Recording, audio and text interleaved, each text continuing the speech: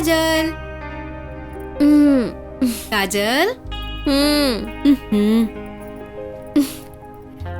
Good morning भाभी। Good morning. इतना अबेर ले सुतेल बाड़ू? बुझाता तुहार नींद पूरा नहीं क्यों होता? नींद कहाँ भाभी। अच्छा है देखा तुहार बीमारी के इलाज। ओह देखा ना एक बार, लड़का बड़ा सुंदर बा। लड़का भले सुंदर होई भाभी, लेकिन हमारा वाला करोड़ों में एक है। एक मिनट हमके कॉलेज छोड़ दे बा? ना, हम कहीं और जाता नहीं। प्लीज प्लीज भैया, please please.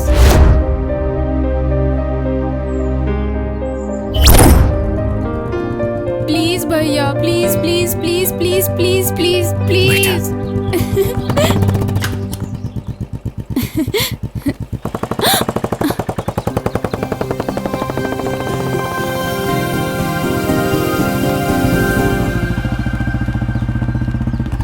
Hi Madhu. Hi Kajal. ए राजा, मुझे कब अपनी बुलेट पे बिठाओगे? अरे सुनो ना भैया। अरे ए ये क्या था? तेरे भैया को मैं अपना सैया बनाना चाहती हूँ। वाह, तोहरा खातिर तो हमार जान हाजिर बा। अरे हमरा के अपन सैया बना ला। तू हाँ तो कह दा, तोहरा के पूरा शहर घुमा दे।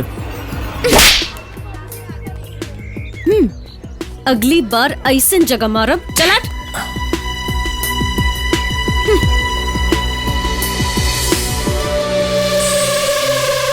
कितना कुछ हो गई। तय हमरा के फोन ना कर ले एकटी का भाई। भैया हमरा एगो लड़की मिल गेल रहे बस में, यही से ही सब भइल।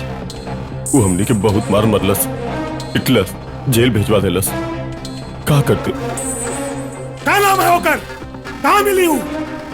नाम तो नहीं पता होकर, लेकिन बस बस तोहरा रिहाई के पहले होकर विदाई कर दे। हम विदाई कर दे दुनिया से। मधु मधु please listen to me.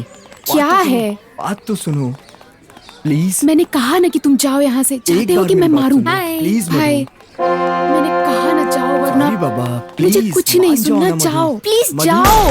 Listen to me यार।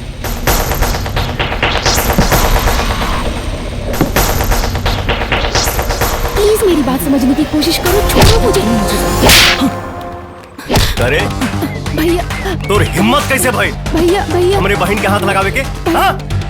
भैया भैया भैया भैया, जैसन रहुआ सोचतानी वैसन कोनो बात नहीं खे।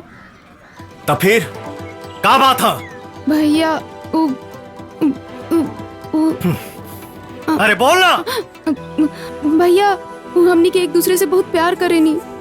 ये हमरा से वादा कैले रहले कि पापा से बात करी हन, लेकिन ना। ई तो के खुश रख पाई? जी भैया। भैया अरे भाई, हमरा के कोनो प्रॉब्लम नहीं के। हम ई फोटो मधु के भेज देता नहीं। हाँ हाँ ठीक बा, ठीक। मधु, ए मधु। जी बाबूजी। बेटा तू अपन व्हाट्सएप चेक करा। व्हाट्सएप? हाँ हाँ। का है पापा? ई के कर फोटो है? अच्छा बा। हाँ अच्छा बा। तब बेटा हमें रिश्ता पक्का समझी। रिश्ता? वसुंधरा, ए वसुंधरा, अरे तनी जल्दी आवा। ये देखा, ये लड़का से हम मधु बियाह तय कर देले बानी। अरे देखा तो सही अपने होखे वाला दामाद के फोटो। देखा लड़का तो बहुत सुंदर बाजी। मधु,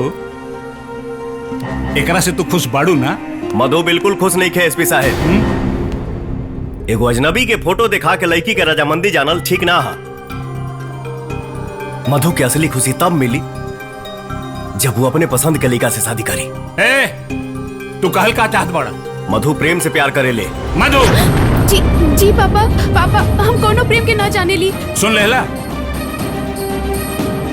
मधु आपके बहुत माने ले, बड़ी कदर करेले।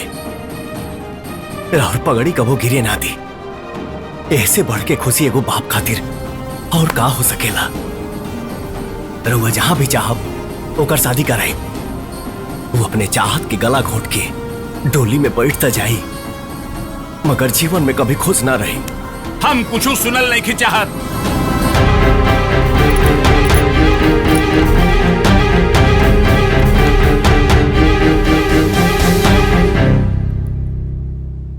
बाबूजी, हे बाबूजी, अरे आप कम से कम हमारे बात पे भरोसा करें। लड़का अच्छा बा। ठीक बा।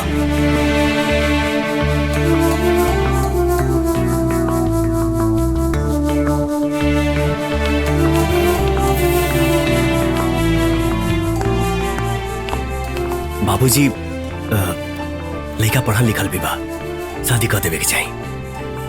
उसके बारे में मुझे कोई बात नहीं करनी। वो शरीफ है, बुरा है, मुझे नहीं मालूम।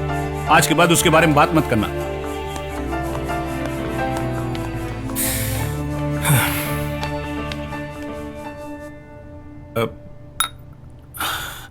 कौना भरोसा के साथ तू कह सकेला कि लइका हमरी मधु के खुश राखी? भरोसा तो इहो नहीं खे कि छोड़ल सांस वापस आई कि ना। और फैसला भी तो गलत हो सकेला।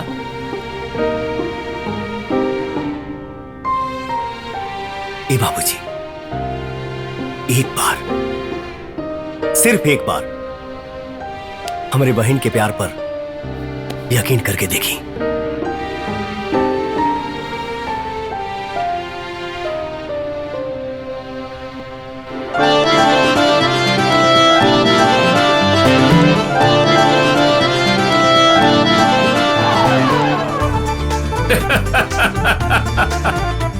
तो ठीक बा, हम ये दोनों ब्याह करे खातिर तैयार बानी। हाँ।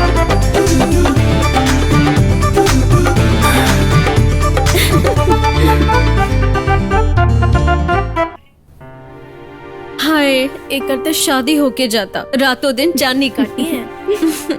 मेरा क्या होगा काजल? बेबी, तुम टेंशन क्यों लेती हो? मैं हूँ ना तुम्हारी लव गुरु। अरे अपने हुस्न का जादू चला और प्यार की पटरी पे लव की गाड़ी धकाधक भगा। और कैसे? बेबी, अगर मर्द के फसावे के बाना त या तो ओके डरावे के चाहिए या तो उसे डरे के चाहिए। हमरा भैया के ता आज तक डरावे वाला कोनो पैदा नहीं खे भाई। तू एक काम करा, यहाँ आवा।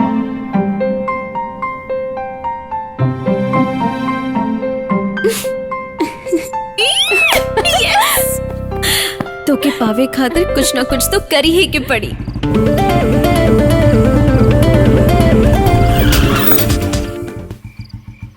ये रास्ता काहे रोकाइल बा? बाबू, तोहरा से कुछ जरूरी बात करे के बा। का? बहुत दिन से मन में एगो बात चलता। बोला। बाबू, तू हमरा बहुत अच्छा लागेला। आई लव यू बाबू।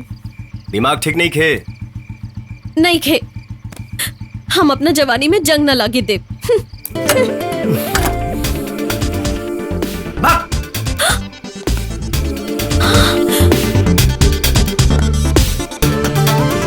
भैया, हमनी मॉल में बानी, जल्दी आओ ना प्लीज। ए, ये कैसा है? अच्छा है, ये वाला। अच्छा वो? है।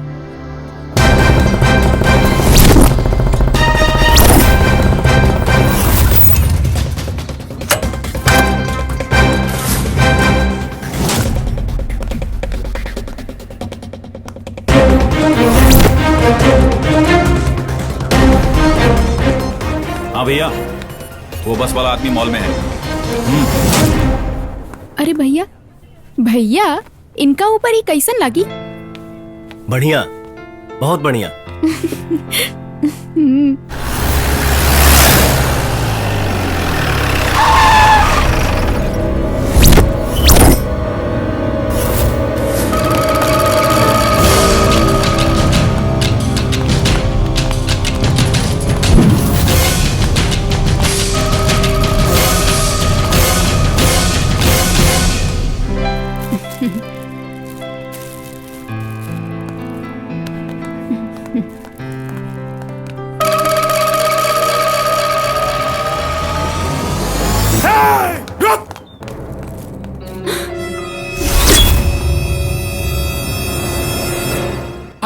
तोरा वजह से हमार भाई जेल में बा।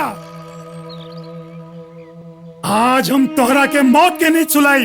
और सुन, ये उम्र में हमार भाई अय्याशगिरी न करी तो का साधुगिरी करी। भैया बाबू बाबू और आज तोहरा के हम बताई कि अय्याशगिरी का होला। बाबू बाबू अरे नियन का शर्माता रे? भैया ये तो ऐसे शर्मात बा जैसे कोनो दुल्हन कोवर में बैठल बा। बाबू भैया बाबू भैया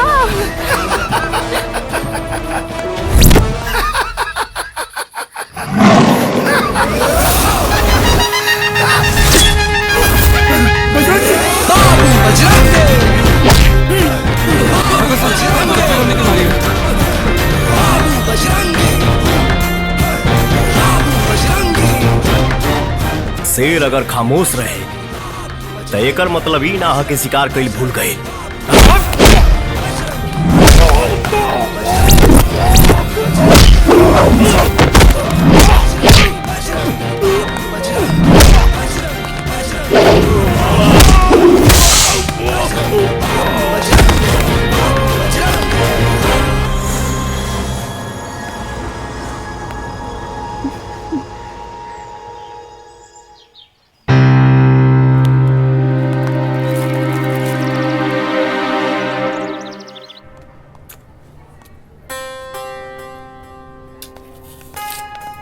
आइए, ये रहे।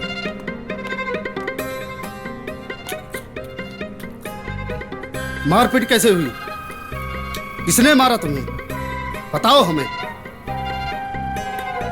कौन था वो जिसने तुम्हें मारा?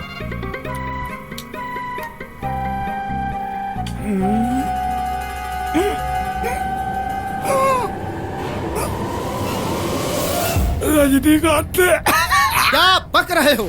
रजनीकांत ने मारा तुम्हें? छट्टन, सर जो पूछ रहे हैं सही सही बता कि तुझे किसने मारा? इसके भाई को भी उसी ने मारा। किसने मारा? रजनीकांत ने। लगता है पागल हो गया है। यस सर, सर पर काफी चोट आने की वजह से इनकी याददाश्त चली गई है। क्या? हाँ सर। तो डॉक्टर को भी उसी ने मारा। किसने? रजनीकांत ने? तेरा रजनीकांत रजनीकांत। डॉक्टर साहब, इसकी स्थिति में जैसे सुधार आए प्लीज इन्फॉर्म मी। श्योर, कम।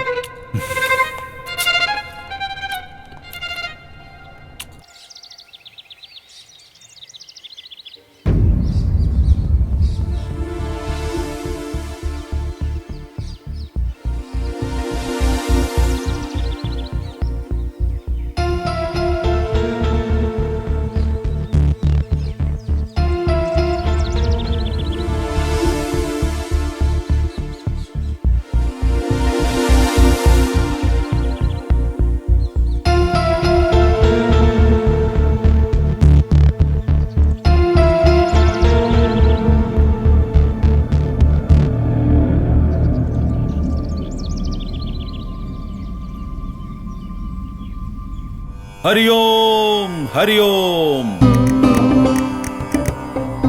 जहां से साइंस सोचना बंद कर देता है वहां से अटल बाबा की सोच शुरू होती है। बताओ क्या समस्या है तुम्हारी? बाबा बाबा मेरे लवर से मेरा कनेक्शन भिड़वा दीजिए बाबा। बदले में आपके इस आश्रम को मैं 5 स्टार आश्रम में बदल दूंगी बाबा। डोंट वरी बच्ची, काम जरा मुश्किल है, कर पाओगी तो समाधान बताता हूँ। हाँ बाबा, मैं कुछ भी कर सकती हूँ। कुछ भी? कुछ भी। फिर नो टेंशन बच्ची, समस्या अनेक, समाधान बस एक। समस्या निवारण स्प्रे। बाबा इसे कहाँ लगाना होगा? अपना हेडफोन इधर लाओ। हाँ बाबा इली। हेडफोन नहीं, अपना कान इधर लाओ, कान। मैंने पहले ही कहा था मुश्किल है। कोई मुश्किल नहीं है बाबा, कोई मुश्किल नहीं है बाबा।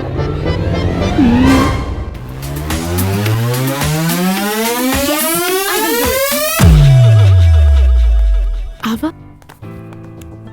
अरे काजल, आज तो तोहर काम आसानी से हो जाई। काहे से कि घर में केहू नहीं खे, भैया भी घर के बाहर गइल बाड़े। हाँ? अरे तब देरी कौना बात के हा, जल्दी जा। भैया के कमरा में सूटकेस होई ना, ओ में कोनो ना कोनो तो होबे करी। अरे ओही में छिड़क दिया। Good idea. चल जा। बैग पकड़ो पकड़ो।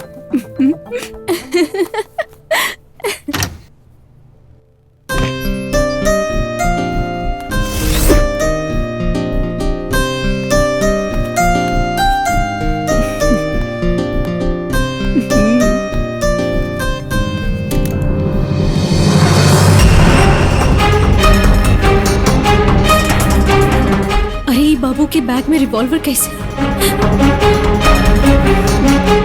काजल, का करत आड़ू? जल्दी आवा। हाँ हाँ आवतानी। काजल।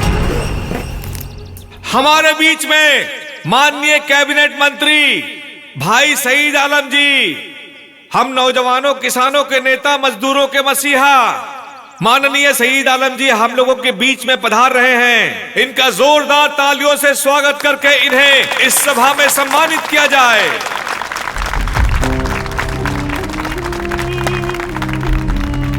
नमस्कार। सईद आलम, सईद आलम, सईद आलम, सईद आलम, सईद आलम, सईद आलम,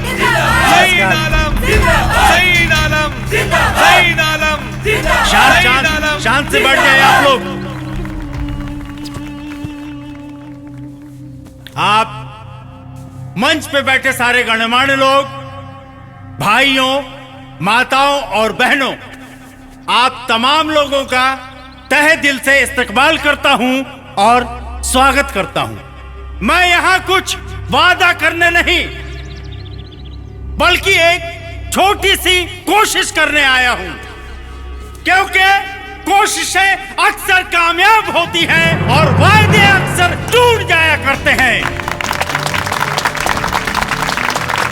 मेरी ये दिली ख्वाहिश है कि बिहार और उत्तर प्रदेश के लोग बाहर के राज्यों में काम करने ना जाएं, बल्कि यही रोजगार के अवसर प्रदान हो।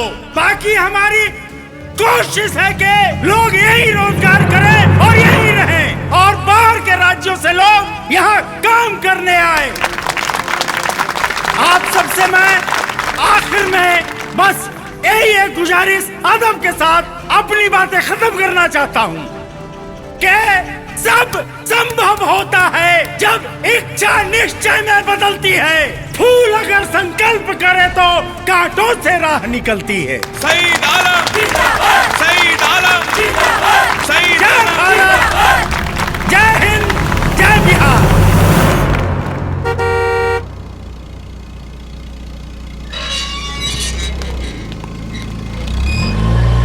भाईजान से हमारी बात हो चुकी है, आप इनके संपर्क में रहिएगा। आपका सारा माल नेपाल के रास्ते सही सलामत पहुंच जाएगा। बस ईमान खराब मत कीजिएगा, वरना अंजाम भुगतने को तैयार रहिएगा। सलाम। इनका काम करा देना और ध्यान रखना कि हाँ। जय हिंद सर। अरे जय हिंद। कैसे आना हुआ? सर, मुझे इन्फॉर्मेशन मिली है कि आपकी जान को खतरा है। सर, मेरी इन्फॉर्मेशन 100% सही है। देखो सिंह, ऐसा कुछ भी नहीं हो सकता है, और हाँ, मेरे से खतरा जरूर अपोजिशन वालों को होगा। सर, आपकी जान की हिफाजत करना हमारी जिम्मेदारी है। मैं आपकी सुरक्षा में 10 हवलदार तैनात कर देता हूँ, जो आपकी जान की हिफाजत करेंगे। अब जैसी आपकी इच्छा है एसपी साहब। चलता हूँ सर। अरे चाय वाय तो पीजिए। थैंक यू सर, फिर दोबारा कभी। एसपी साहब बचाए। अब साला मुझे किसका डर है? मंगल मांगले शिवे सर्वार्थ साधिके शरणे त्र्यंबके गौरी नारायणी नमोस्तुते। ओम मंगलम भगवान विष्णु मंगलम गरुड़ध्वज मंगलम पुंडरीकाक्षाय मंगलाय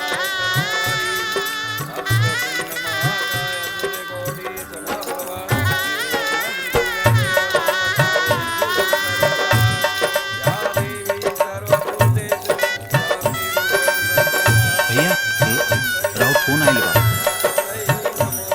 आई भैया।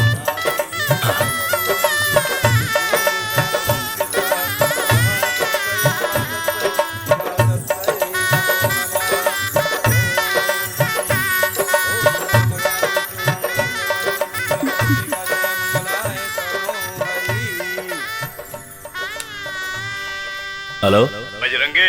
हाँ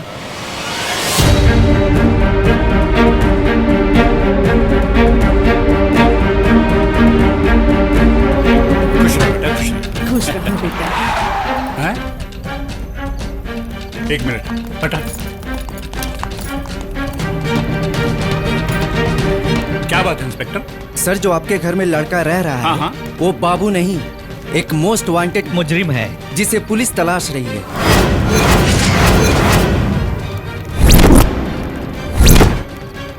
ये नहीं हो सकता इंस्पेक्टर। ये है सर उसकी तस्वीर। अरे अंदर ही क्या है? देखो देखो हाँ, देखो। चलिए, चलो चलिए, चलो चलो चलिए, चलो, चलो, ए, हटो चलो चलो।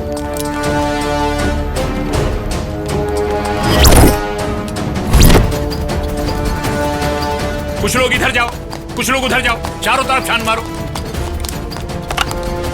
Hello control room. यस सर। शहर के सारे रास्ते, सारे नाकों पर नाकाबंदी कर दो, अपराधी भागने न पाए। जी सर, अभी करता हूँ। यस ओके सर। ओके। यहाँ नहीं है सर, लगता है भाग क्या गया। भाग गया? हाँ सर। जल्दी से तुम लोग पूरे शहर को चारों तरफ से घेर लो, भागने न पाए वो। जाओ। जी सर। और मिलते ही खबर करना मुझे। जाओ। ओके सर।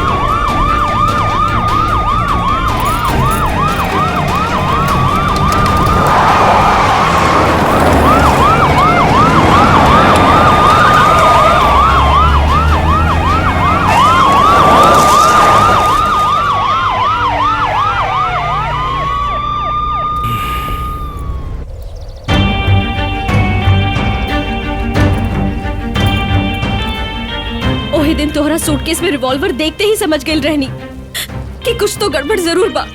हमार तो मती मरागल रहे जे तोहरा से प्यार कई नहीं, दिल के हाथे मजबूर रहनी, यही से तोहे बचावे खातिर आ गई नहीं। तोहरा पीछे पुलिस काहे पड़ल बा? के हुआ तू? बतावा बाबू, के हुआ तू? बतावा। आखिर आर के अंकल तोहरा के मुजरिम मानत आड़े, तू मुजरिम जरूर पड़। कुछ नहीं जाना तू हमारा बारे में। बचपन से देश की सेवा करे के चाहत रही, दिमाग में एक ही नारा गुजर रहे, जननी जन्मभूमि स्वर्गादपि गरीयसी।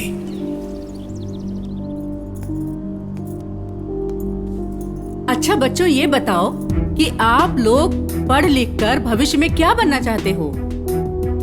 मिस, मैं डॉक्टर बनना चाहती हूँ। गुड। मिस, मैं इंजीनियर बनना चाहता हूँ। मिस, मैं नेता बनना चाहता हूँ। Very good. साइलेंस। और बजरंगी, तुम क्या बनना चाहते हो? मिस, मैं सिपाही बनना चाहता हूँ। भारत माता की जय। समाज में कोनो भी गंदगी के पनपे ना देवे के चाहत रही।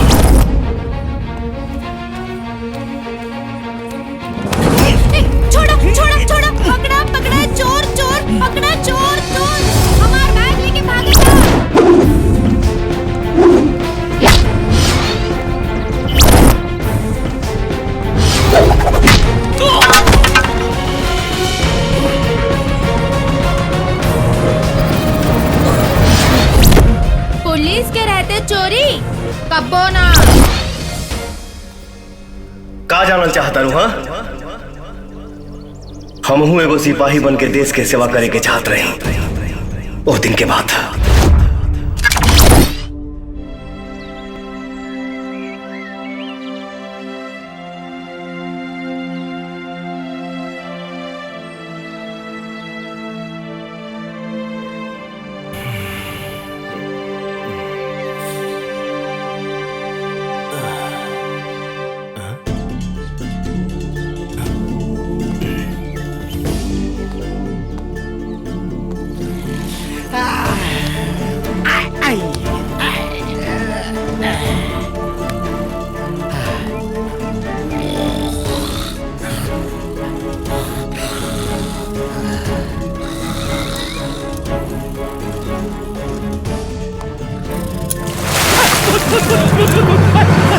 अरे साढ़ सर पे सूरज आगे अभी सुतल बड़ा सर। हाँ? सीनियर के सामने कैसे पेश आना ये भी सिखाना पड़ेगा। नो सर। कम जा ठीक कर। हाँ सर एकदम चुट्टा कहीं के।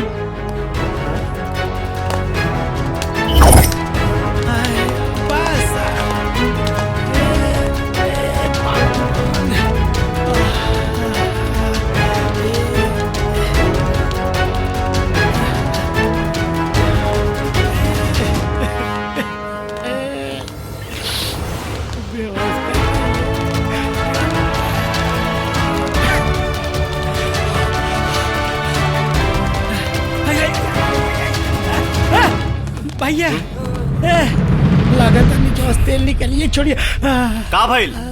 राहत ना यार, ना तो पेट के अतरिया मुंह से बाहर आ जाए। चलो यार तू एक दो चक्कर लगा ले, हम तब तक दम मार ले। लौटा जी भैया। नो बकवास। ओके सर।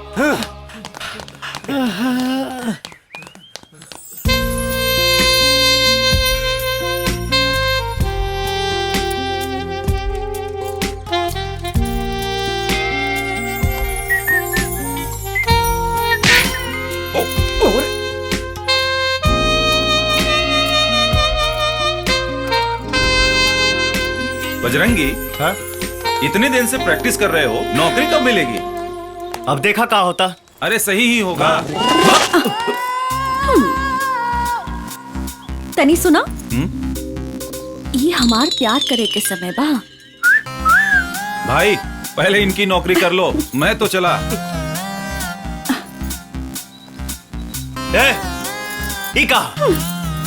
अब का बताई ए बजरंगी, अब हमरा बर्दाश्त नहीं के होत। तोरा बिन हमरा रात रात भर नींद ना आवेला। अब तू ही एकर इलाज कर सकेला, कर देना हमारा इलाज। ए बजरंगी, पता ना हमरा कौन बीमारी पकड़ ले बा, तोहरे बिना रहल नहीं के जात।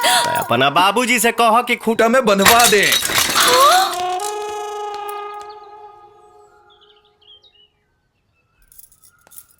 लहरिया लुटाए राजा।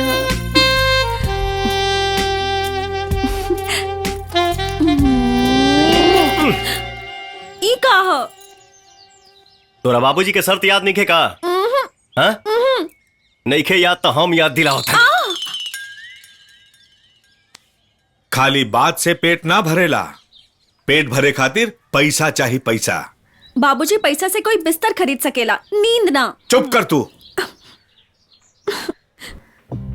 देख बेटा, तू हमरे बिरादरी क्या हुआ, शादी से हमरा कोनो एतराज नहीं खे। बाकी एगो हमार शर्त बा कि हमार होखे वाला दामाद भले ही 1 रुपया कमावे, लेकिन सरकारी नौकरी से बस। सरकारी नौकरी में ऐसा कौन बात बा? लोग प्राइवेट से भी तो अच्छा पैसा कमावेला। अरे चुप करना लायक, जब देखा था बीच में पट्टर पट्टर पट्टर। अरे दादाजी कह के मर गईले कि खेती तरकारी के और नौकरी सरकारी के, बातें कुछ और होला।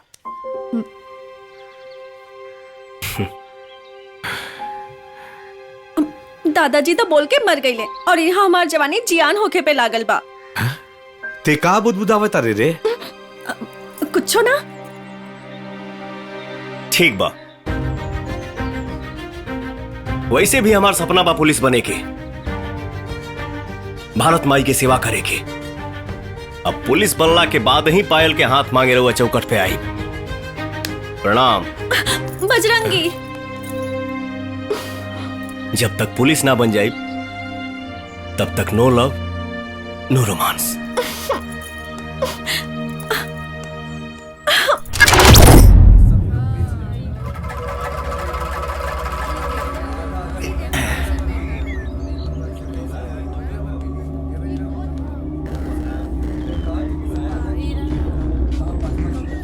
हो गई? जी भैया जी।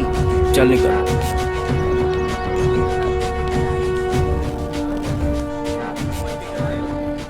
हाँ मुरली, राजेश सेठ के तो माल चल गई, अब एक उठे लगा के छोड़ दिया होगा।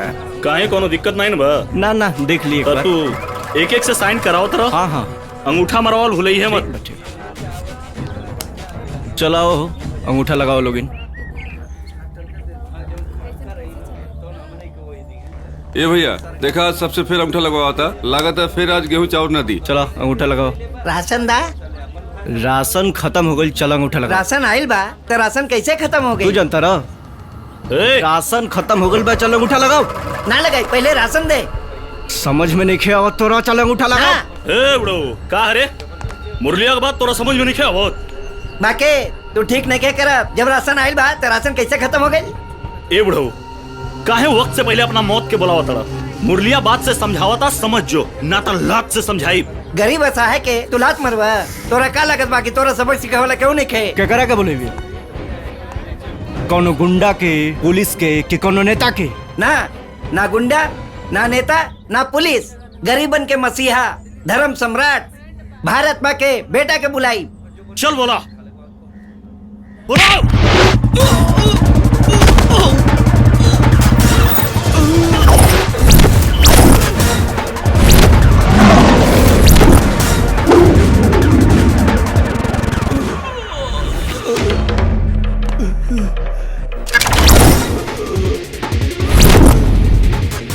तो ये है भारत माई के बेटा आ गई इंसाफ दिलावे। इंसाफ के तराजू लेके, बाकी केने बा तराजू, तराजू केने बा, केने बा तराजू, तराजू केने बा।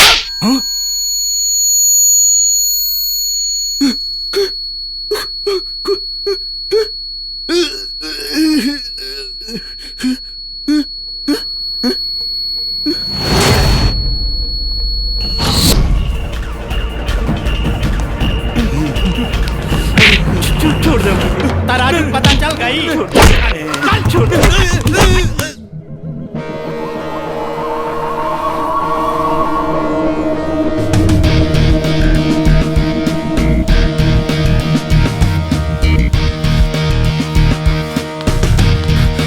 भैया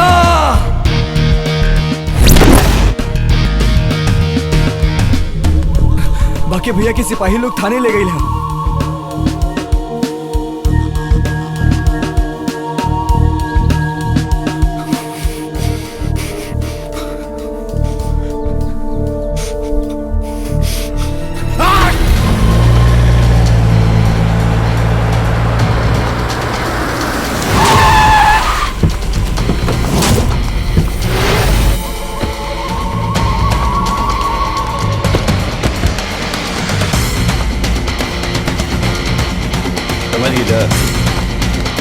इंस्पेक्टर, इतना हिम्मत तो अंदर का भैल राज बिहारी जी? हमारे छोटे भाई के अरेस्ट कैले। का राज बिहारी जी, हम राहुल भाई के काहे अरेस्ट करा? झूठ मत बोल, राज बिहारी से झूठ मत बोल। देखिए राज बिहारी जी, देख इंस्पेक्टर, जल्दी से जल्दी हमारे भाई छूट जाके चाहिए, न तो हमसे बुरा क्यों ना होई। अरे पहले पकड़ब तब न छोड़ब। और हम राहुल भाई के काहे पकड़ब? सर हमरा लगा था उनका सरकारी पुलिस ना प्राइवेट पुलिस उठा के ले गई बा। Private police? Private police? अरे हाँ, वो है बजरंगी सिंह उर्फ सिपाही सिंह। अरे तो कहाँ मिली वो सिपाही?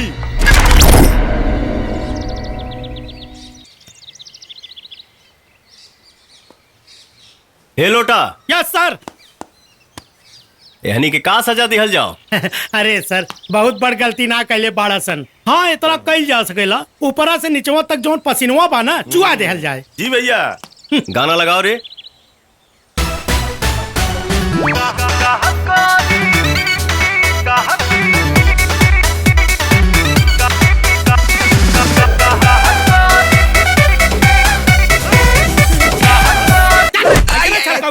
हल्का दो ना कुछ। चल तू चल अंदर, चल। तू नाच के बता। यस सर।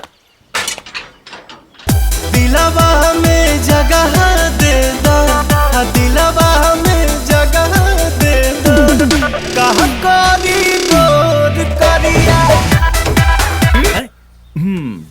ए बाके, अभी तोर बारी बा, चल नाच। तू हमरो भाई के जानत नहीं है सिपाही। ए लोटा। क्या सर? तनी डंडवा देता भाई। चाहत नाच दे भाई, न तो मार के तो पिछुड़ा फुलाइए देले बड़ा सा। नाचा तनी भैया नाचा तनी। लगाओ गाना।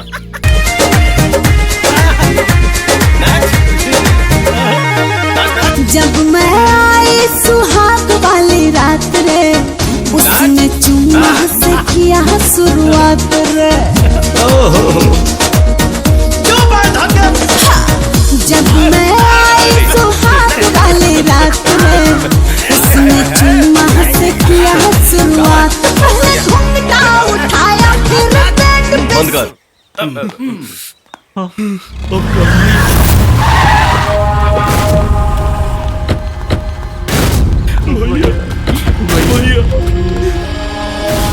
सिपाही, ये कौन थाना है? ये थाना ना, बिगड़ल के सुधारे वाला कारखाना है। बंद कर अपनी सब ड्रामा। काहे कि तोहरा के नहीं मालूम कि हम के बानी। का कनी जान के यहाँ आधार कार्ड नहीं के बना।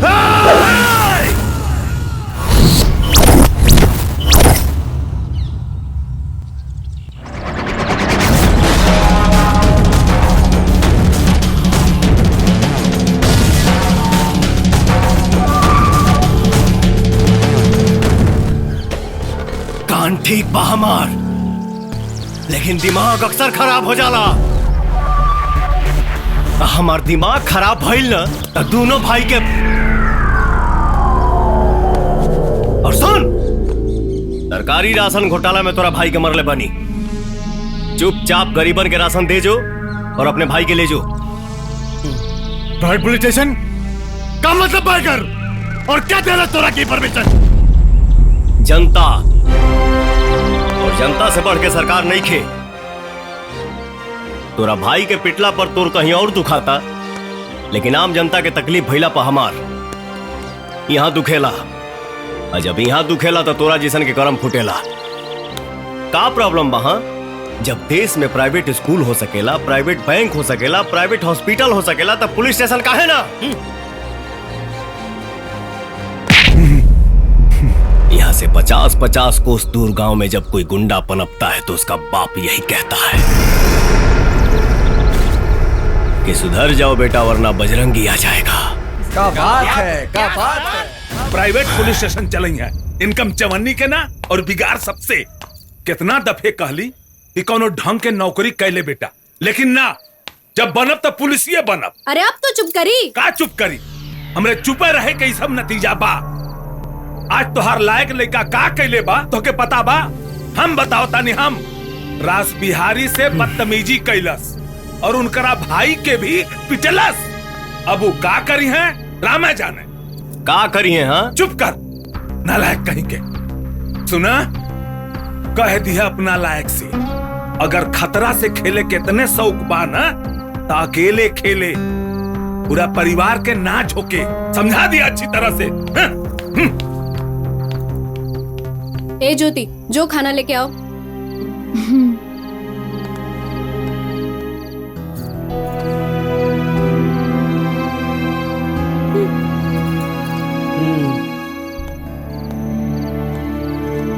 क्या क्या? भैया ला खाना खा ला। ना खाए ले जो। एमे खाना के का दोष बा? चला खाना खा ला। खा ली देवर जी। अरे पागल, ऐसे ही जय जयकार ना हो खेला। कोशिश करे वालन के कबो हार ना हो खेला। अंबानी नु तुम्हार भाई है बलराम। पापा तो ऐसे ही कहत रहलन, कोई कुछ भी कहे, हमार दिल कहता एक दिन तो पुलिस जरूर बनबा। अब खाना खा। हाँ भैया, बहन सही कहतिया। अब तक खाना खा ले। अब खा भी ले इंस्पेक्टर साहब।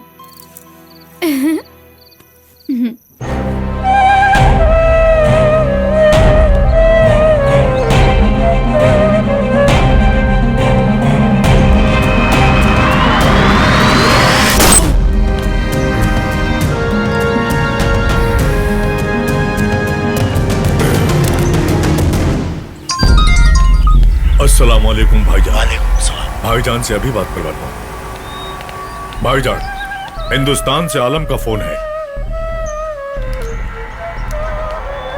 कहिए। कोई डिस्टरबेंस तो नहीं हो रही है ना खान साहब? डिस्टर्ब हम आपसे नहीं, आपके सीएम से हैं। क्यों, क्या हुआ? आजकल आपके चीफ मिनिस्टर कुछ ज्यादा ही धार्मिक हो रहे हैं। हम आ रहे हैं हिंदुस्तान उसे धर्म का सबक पढ़ाने। जरूर हुजूर जरूर, हमें आपका बेसब्री से इंतजार रहेगा। हमारा मिशन हिंदुस्तान की हर रियासत पर अपनी हुकूमत जमाना है और इस बात का आगाज हम आपकी रियासत से करेंगे। इस बार के चुनाव में हम चाहते हैं कि आप सीएम की कुर्सी पर बैठे। आमीन। आप हमें हुक्मरान में सहयोग कीजिए, बदले में आपको खेलने के लिए पूरा मुल्क दे दूंगा। सुभान अल्लाह मियां, सुभान अल्लाह। आप बस देखते जाइए।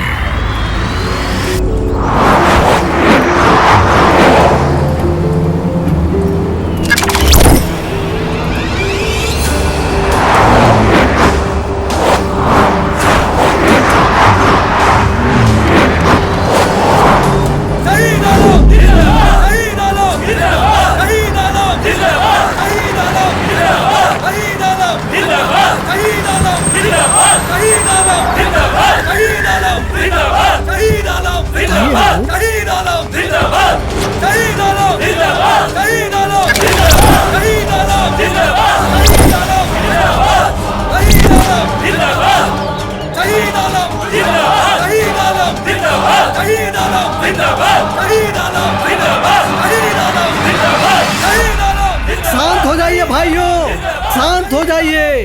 लो आ गए। कुछ लोगों के कुंडली में हार होती है, लेकिन वो लोग जीत के हसीन सपने देखना बंद नहीं करते। जी, अरे इन्हें तो शर्म भी नहीं आती। इतनी बार चुनाव हारने के बाद भी अगर मैं होता तो आत्महत्या कर लेता।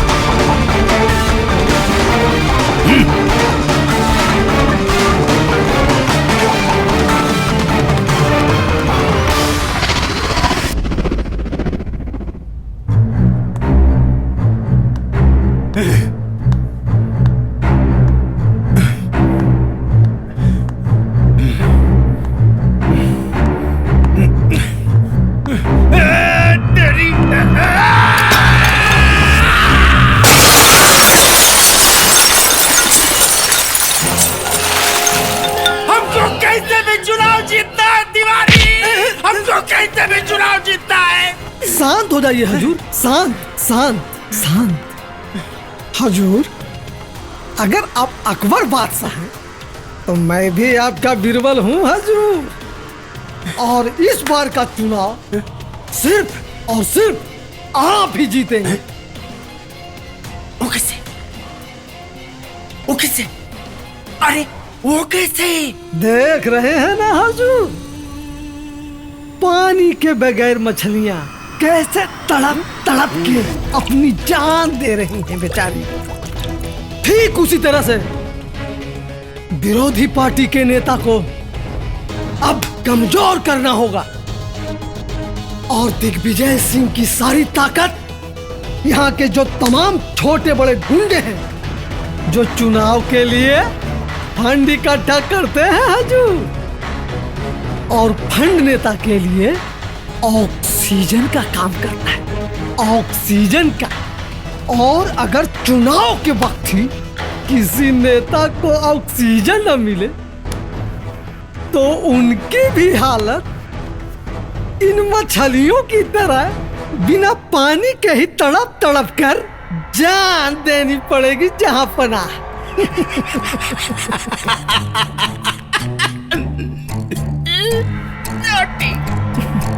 ऐसे ही तुम्हें हम काम पर नहीं लगाया टन तिवारी जी।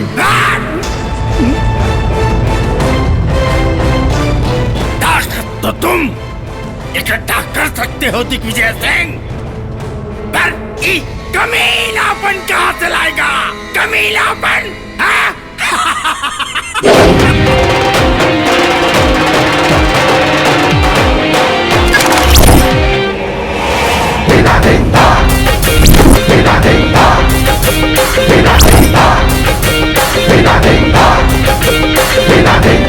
झूठ मत बोल। बजरंगी जीजा पुलिस बन गई है।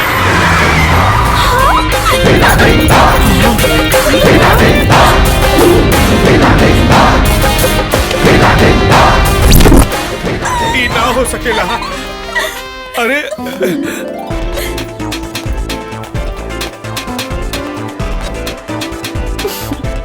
सोने के साइकिल पे चांदी के पहिया। बोल मेरे राजा, रानी बनाओगे कहिया?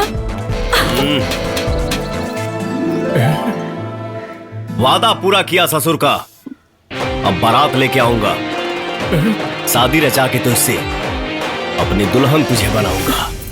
इस खुशी के मौके पे कुछ मीठा हो जाए।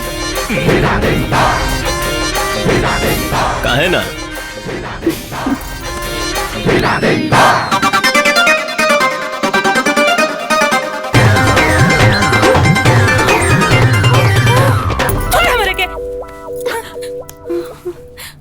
लॉलीपॉप समझ के चूस देबे का हमरा के?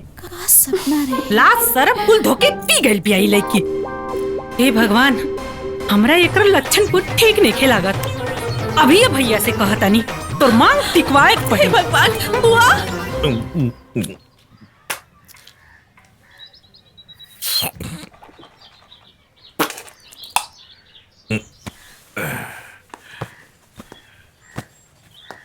भैया बोल। सुना अपने बेटी का करतूत। करतूत बौरा गइल बिया तोहर बेटी। का भइल? अब तनिको देर मत करा। भइल का बोलबे? का बोली? भौजी से कह दे, उनके से पूछ लिया। बाकी जितना जल्दी हो सके एकर बियाह करा द, नहीं तो इज्जत का तमाशा देखे बदे तैयार हो जा। कुछ समझ में नहीं आई। बजरंगी पूरे चक्कर में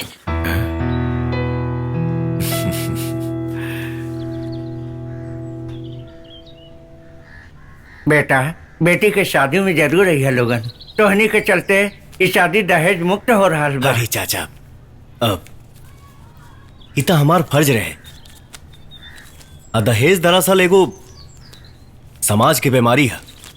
आप जाएं, हमने जरूर आएंगे। ले वो फाइल रख दे। हमके कंप्लेन करे के बा। कहीं ना का चोरी भइल बा? चोरी नहीं खे भइल, त डाका पड़ल बा ना। बूझ गई नी, लूट ले ले बा। बस तोहरे ही थाने के इंस्पेक्टर के खिलाफ कंप्लेन करे के बा। हमरा जीवन के एक एगो सपना बा, सुहाग रात जौन जल्दी पूरा होके वाला रहे।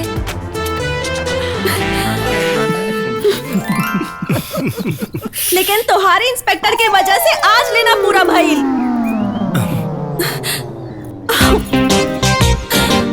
उमरिया 18 के पार हो गई बा। रात के सुतल मुश्किल और चैन और सुकून फरार हो गई बा। और का समस्या बा मैडम जी? जवानी जियान भइल जाता। घर के सब लोग परेशान हो गइल बा। हमार उलूल जुलूल हरकत में बरकत हो गइल बा। हाय रे माई, हम कहाँ जाएं? कहाँ जाएं? कहाँ जाएं? इतने गर्मी ले सले बदेही में तबिया कॉल लेके उसे प्यार के हुआ और शादी के हुआ से ये हमके ना आवे। प्यार क के एहसान करत रुका। एगो साधारण लड़की हो, कोनो जन्नत के हूर और स्वर्ग के परी ना। अच्छा एक बात बताओ, ऐसा का खास बतोरा में कि तोरा पके उमर मिटी? नाक 3 धूर में फैलल बा, आँख उल्लू नियन, और दांत बुझाता भुखाइल शेरनी के और बाल। मर्डर कर बे, न कर ना।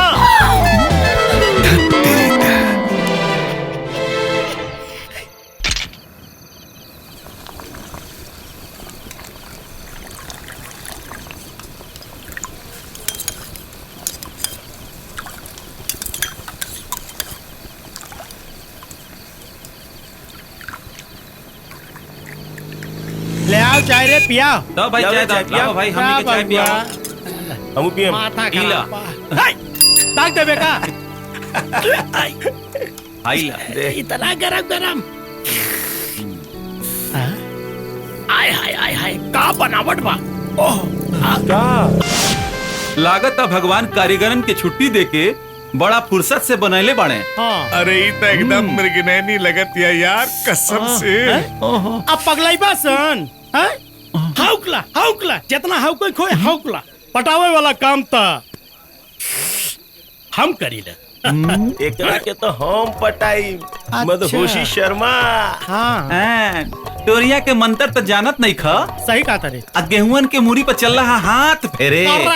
लड़की पटावे में हम एक्सपर्ट हैं। पोलिस्टर वर्मा। अच्छा का नाम बतोहार? पोलिस्टर वर्मा। तोहार हो? मदहोशी शर्मा। चल के देखल जाओ।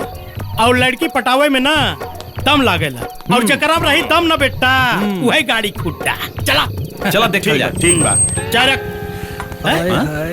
कल नहीं के है रे वो देखल जाए। यहाँ लड़की छेड़ रहा है देखता नहीं चौकीदार और होमगार्ड और हम हवलदार। निकल बेटा कबूतरा।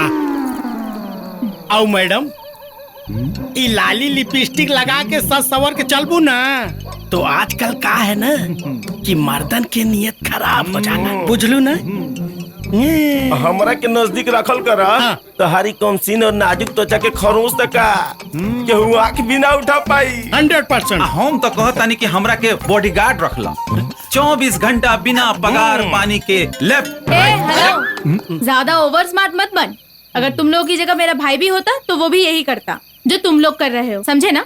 और वैसे भी तुम लोग मेरे भाई जैसे हो। भाई बस गलत जगह सेटिंग लगा बड़ा हिल रे। हेलो पूनम कैसी हो? हाय हाय। अरे कब से खड़ी हो यहाँ पर तुम? काफी देर से खड़ी हूँ। कितने दिनों से मैं तुम्हें कॉल कर रहा था और तुम आज आई हो। अरे कम से कम फोन तो उठा लिया करो। अरे क्या छोड़ो यार। हेलो ये मेरा लवर है। लवर? हाँ। हमनी के कवर ई कैसन इंसाफ हो? 8 बज गइल बा तू यहाँ सरे मैयासी करत ताड़ू और वहाँ तोहार घर के लोग इंतजार करत हुई हैं। सही कहा तारा। अरे हमनी के जगह तोर भाई और रहत ना इहे करत। चल हमनी के भाई जैसन बनी ना। चल ले जा और रे बेटा खा।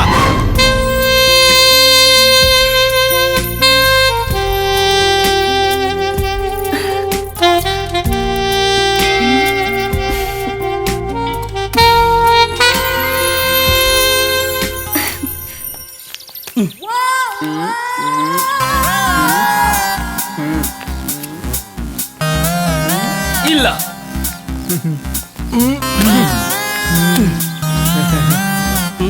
जी हम बचे।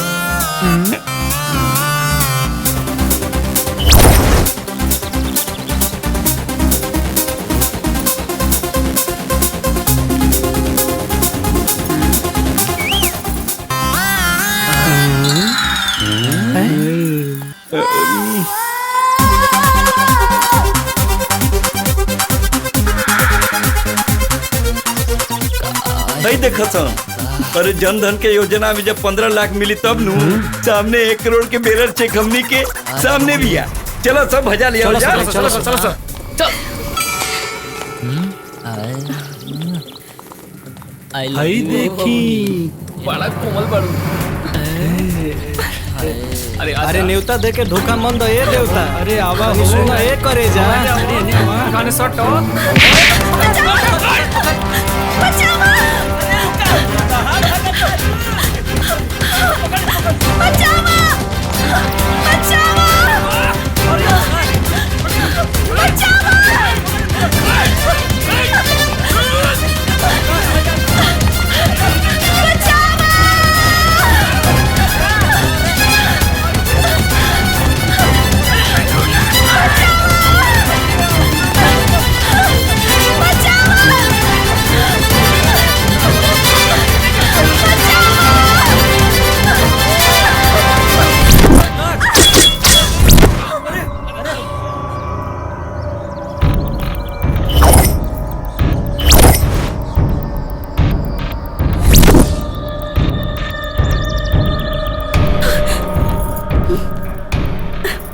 हमरा में जरूर कोनो खास बात बा, ना तो एकनी के हमरा पीछे ना पड़ते सन।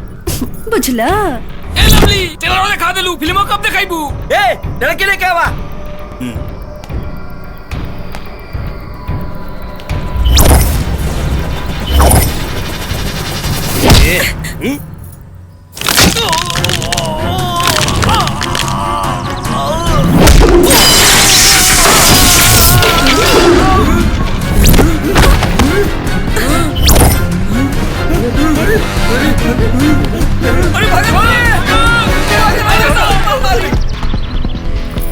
का है सब? तू ही तो कहले रहला कि हम खूबसूरत नहीं की, तो हम लाइन मार के चेक करत रहनी। एक और बात सुन ला, हम मर जाए लेकिन केहू और से ब्याह ना करब। अरे पगली, तोरा बिना हम भी ना जी पाई। तो कुछ बतावा ना। आइडिया। आइडिया? हाँ, हमारा करता। तू अरे फिर हमसे शादी करी के बाबूजी के छक मार के हमार ब्याह तो उसे करे के ही पड़ी। कैसन बा आइडिया? आहा, कहे के निके तोरा आइडिया के बहुत खूब। कोयला के बाद शादी ना, जेल होला रे बाउली, जेल। हमारे बजरंगी के जेल होई ना। फिर कैसे होई हमने के हनीमून? यकीन करा, हम पुलिस वाला जरूर बनब। इला चकाचक। आहा। एक नंबर। ए कारे देखा ताड़े बुलेटिया साफ कैले वाली एकदम। तू लोग जा। ए तू चल हमारे साथ। कहाँ जाता रे? जा तनी अपन काम करे। मटर गश्ती छोड़, हाई पैसा पकड़ और जाके मनोरमा कोऑपरेटिव बैंक में जमा कर दी है। ठीक बा। तनी ध्यान से। हाँ। चली।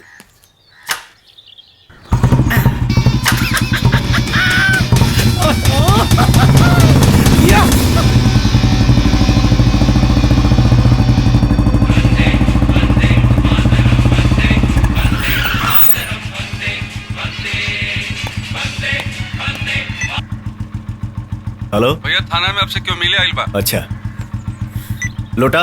जी भैया। तू जा थाना। ओके।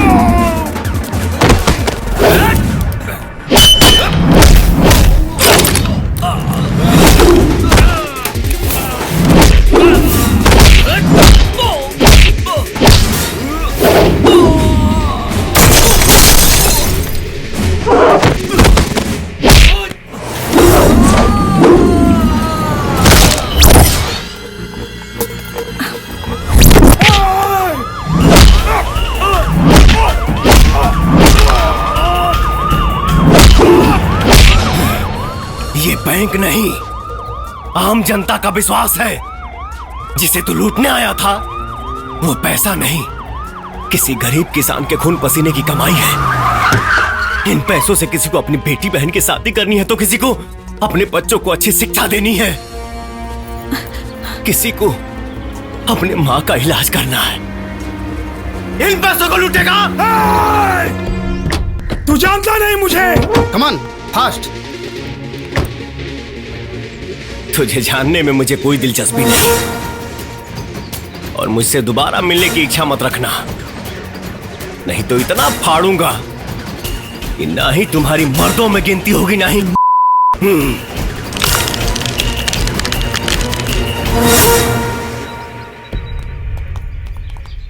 किसने मारा इन सबको? अरे किसने नहीं सर, अकेले बजरंगी ने मारा सबको। क्या? हाँ। हवलदार सबको अरेस्ट कर दी। Good, very good gentleman. क्या करते हो? कुछ खास नहीं सर। सर पुलिस वाला बनने के चाहत आड़े रवा कुछ कर सके नहीं का इनकरा खातिर। सर प्लीज। ओके, कल हमारे ऑफिस में आकर मिलो। कमान मलिक। चलो बाबूजी के लगे। चलो चलो।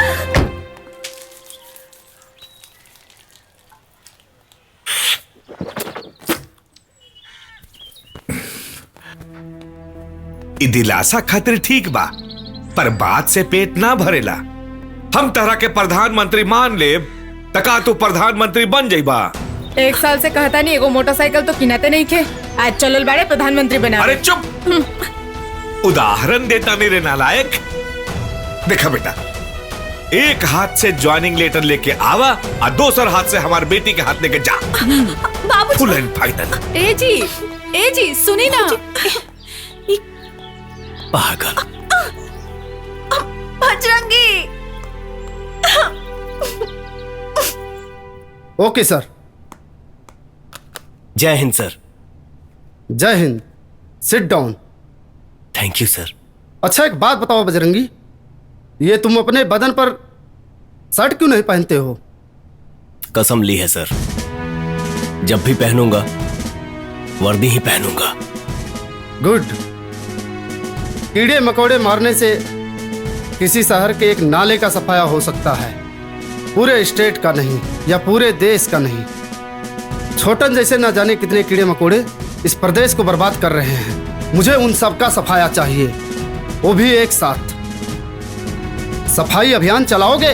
सर पे टोपी और कमर में बेल्ट जोरदार, बदन पे खाकी और कंधे पे चमकता स्टार। जौने दिन मिल गई ना सर, वो दिन प्रदेश का, पूरे हिंदुस्तान के कचरा साफ कर दे।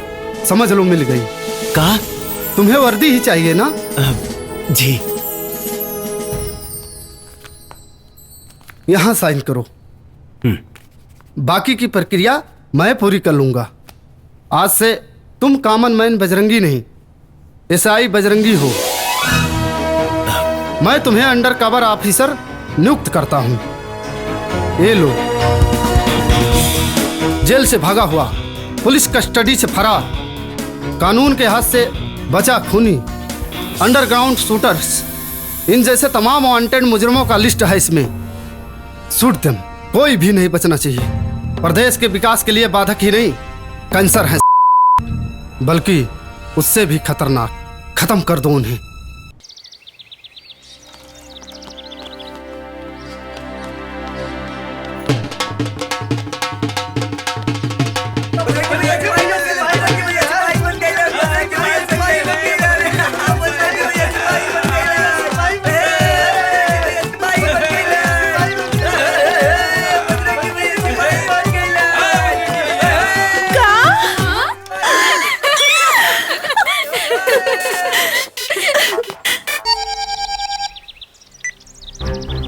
भैया कॉलेज सप्लाई होता, जल्दी आई जल्दी। अच्छा। वंदे वंदे मातरम, वंदे वंदे वंदे वंदे वंदे मातरम, वंदे वंदे मातरम, वंदे वंदे वंदे वंदे।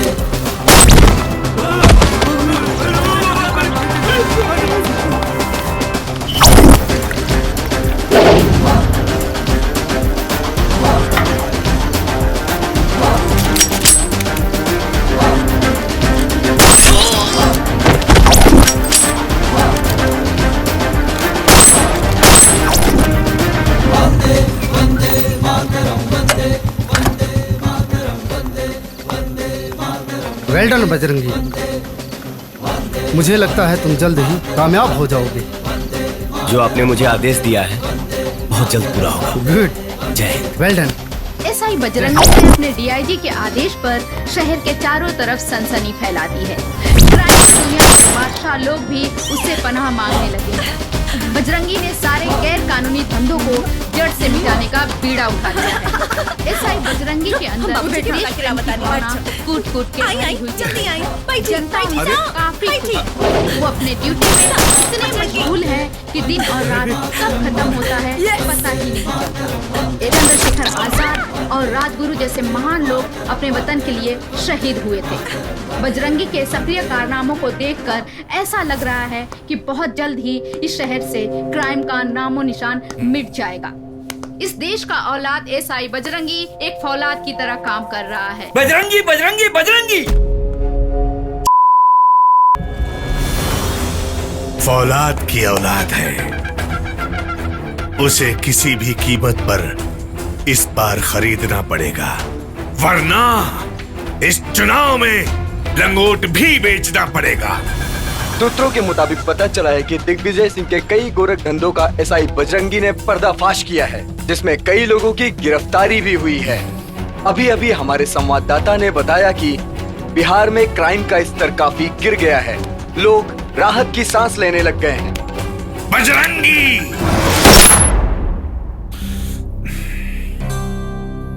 सर, ये सब क्या है? नो अरेस्ट, नो रिपोर्ट, फैसला ऑन द स्पॉट। आपने उसे हीरो बना दिया है। सच कह रहा हूं, उसकी आंखों में एनकाउंटर का भूत सवार हो गया। मुझे तो लगता है आम पब्लिक खतरे में है।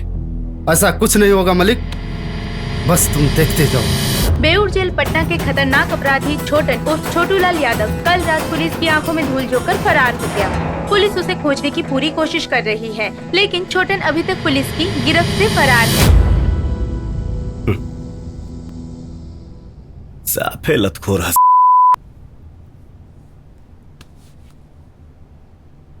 हाँ लोटा। जी भैया बोली। छोटन कहाँ मिली?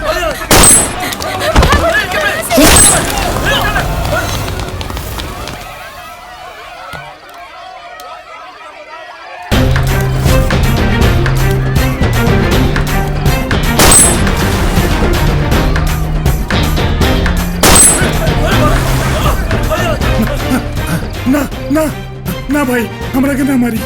वही ये रुक जा। बजरंगी रुक जाओ।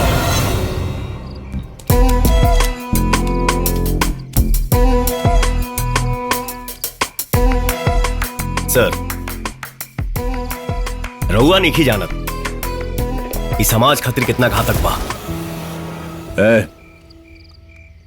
डिपार्टमेंट में नया नया आयल बड़े और हमारा के तोरा से ढेर पता बा कि के कहा जितना कहल जाए उतने कर। एकरा के मार के बड़का हीरो बने का कोशिश मत कर। रहुए मार दी और बन जाए हीरो। हमके समाज के फिक्र बा, आपन ना। शूट करी। अगलो मत। सरेंडर कई अपराधी के मारा गुनाह। हाँ, हम सरेंडर करने के तैयार नहीं। गिरफ्तार कर लगे जेल ले चला। हाँ, ना। कुछ ना तरह के अंबानी ना। रहुआ हमारा अपन समय जियान करत नहीं। इस समय करा से हमनी के बतियावे के ना, यमराज से मिले के हा मारे दी। Stop stop. Do you know who I M? Police वाला बाड़े, पुलिस जैसन पेशा। हीरो बनने का कोशिश मत कर। हमारा नजर में हर पुलिस वाला हीरो है। हमें के जिंदा ना ले जाए दे यहां से।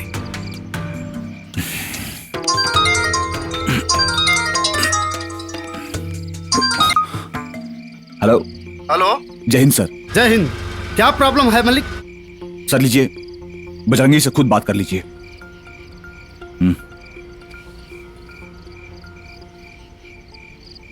सर ये छोटन को छोड़ दो, वो अपने आप को सरेंडर कर चुका है। तुम उसे नहीं मार सकते हो। नहीं सर, बजरंगी जस्ट लीव हिम।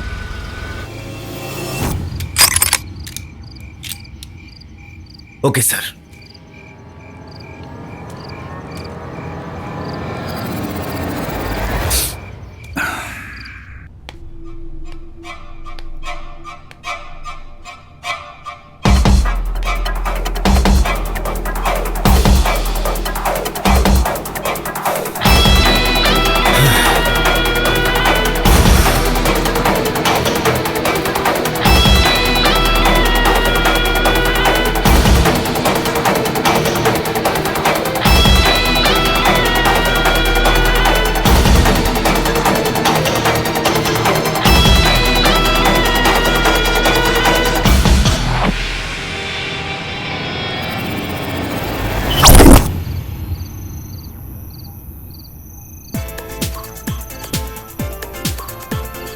सब रेडी है हुजूर? Happy birthday to you, happy birthday to you, happy birthday my dear नेताजी।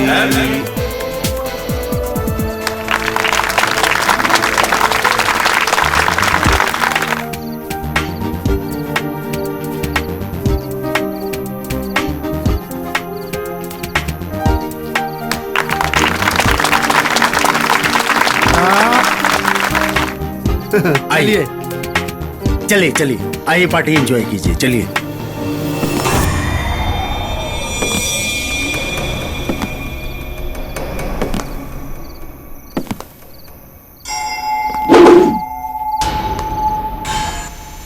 आओ इंस्पेक्टर आओ, बहुत नाम सुना है तुम्हारा। सुने हैं कि बिहार के सारा गुंडागर्दी बस 1 महीना में खत्म कर दिए। अरे वाह साहब वाह, कमाल।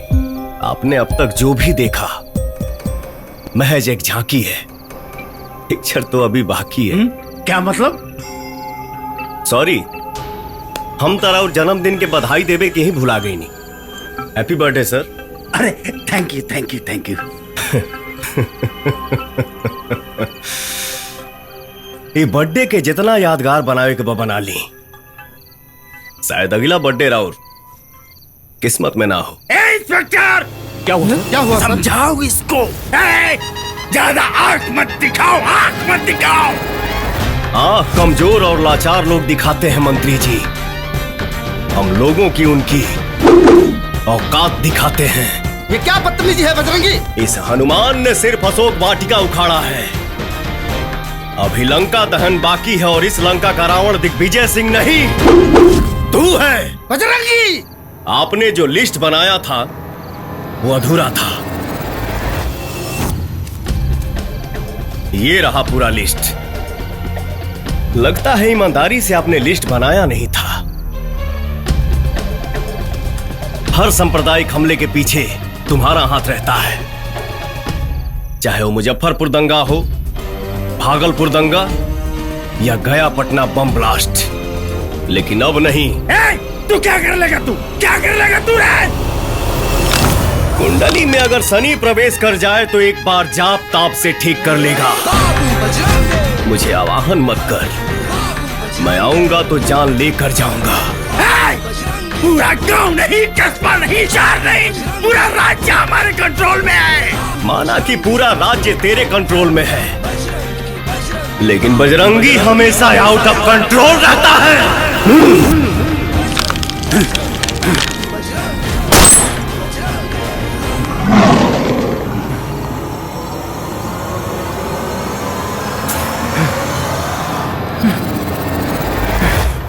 अंजनी बाबू हमरे वह से माफी चाहता नहीं। अरे अरे का बात करता नहीं रहुआ?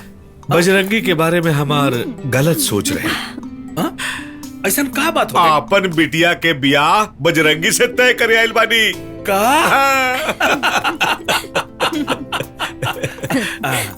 प्रणाम भौजी। ले मिठाई खाई। भर करी मुंह भर कर बधाई हो। अरे पायल, बारात आ गइल बा, अभी ले तू तैयार ना भेलू? का ब्याह करे के मन ना बका? अरे तू का कहताड़ू बुआ, हम तो पैदे भइल बानी शादी खातिर। बिना सुहागरात मनवले मरे वाला नहीं की हम। कुछ हो बोले ले लड़की। अरे पागल, तू तैयार हो जा, हम बाहर व्यवस्था देख के आओ तनी। चला हम बतानी। पगली कहीं की। वक्रतुंड महाकाय सूर्यकोटि समप्रभ निर्विघ्नं कुरु मे देव सर्वकारेषु सर्वदा। अब कन्या को बुलाया जाए। हाँ लेके आओ तनी।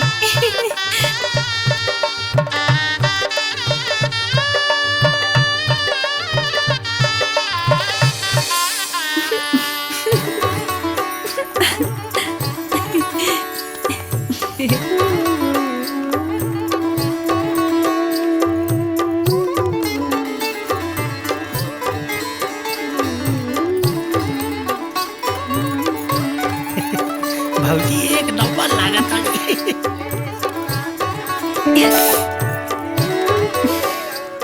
लागल खजुआ है और जो अभी टाइम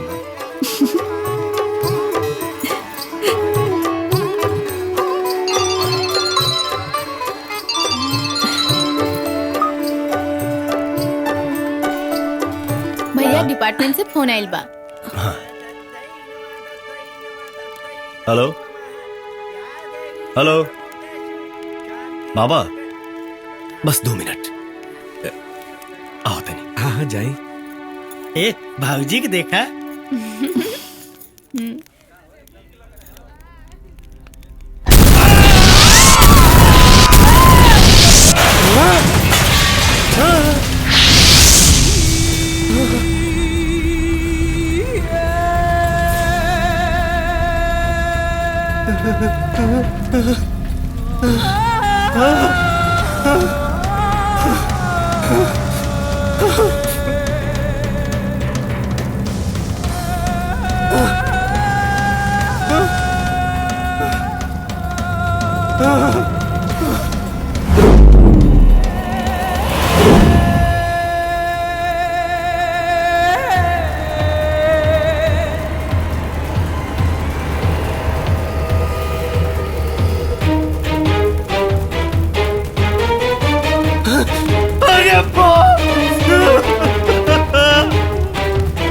बाबूजी, बाबूजी, भैया,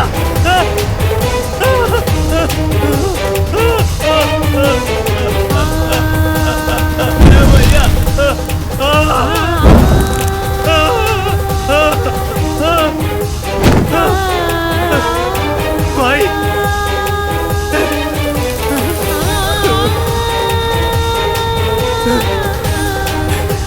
माई, माई, माई रे,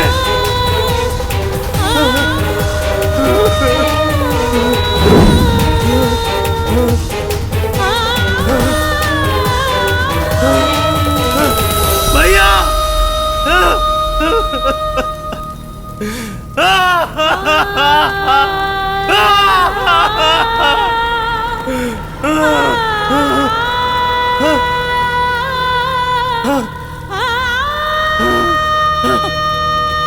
ज्योति, हे ज्योति, जी,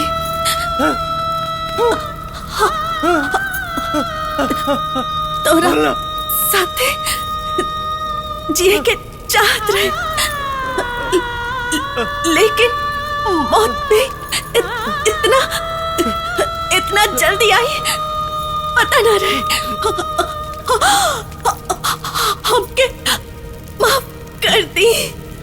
ना रे पगली, साथ ना।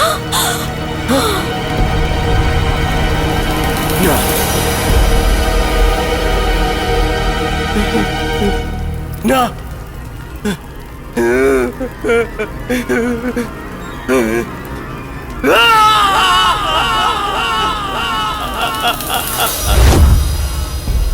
उस बम धमाके में सब मारे गए, लेकिन भगवान ने मुझे जिंदा रखा। यहाँ तक कि पुलिस डिपार्टमेंट के कुछ गद्दारों ने मीडिया के सामने दोषी करार करके मुझे वांटेड घोषित कर दिया। और यही हुआ बजरंगी के साथ। हमने उसे एक ईमानदार सच्चा ऑफिसर समझते हुए प्रमोट किया, लेकिन वो गद्दार निकला। अरे मुझे तो ये कहते हुए शर्म आ रही है कि आज पुलिस डिपार्टमेंट का सर शर्म से झुक गया है। दिए गए अधिकारों का दुरुपयोग करके बजरंगी ने बहुत से गुनाहों को बढ़ावा दिया है। जी सर। और हाँ, बजरंगी का इतिहास यहीं खत्म नहीं होता। बहुत सारी चोरी, डकैती, छिनैती और मर्डर जैसे केस सामने आए हैं। और अभी अभी पता चला है कि उसका संबंध आतंकवादी संगठनों से भी था। और उसके शादी में जो बम ब्लास्ट हुआ, वैसे बहुत सारे बम उसके घर में मिले। देशद्रोहियों ने एक देश प्रेमी को देशद्रोही घोषित कर दिया। अब मेरा एक ही मकसद है, देशद्रोहियों की बर्बादी। जो काम डिपार्टमेंट में रहकर नहीं कर सका, वो अब वांटेड रहकर करूंगा। कोई नहीं बचेगा। आई लव यू बाबू।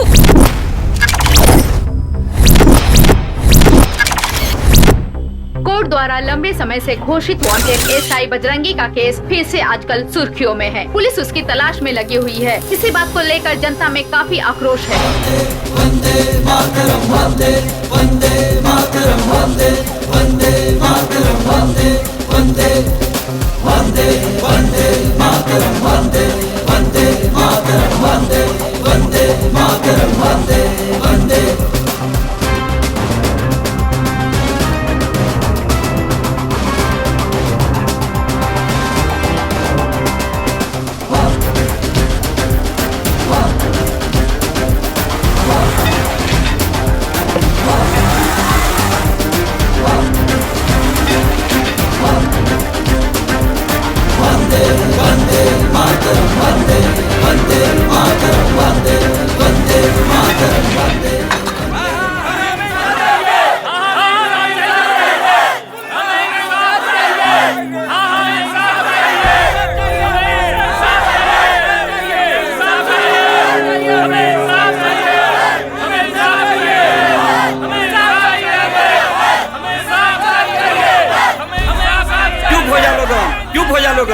एसपी साहब पूछताछ कर रहल बाड़न।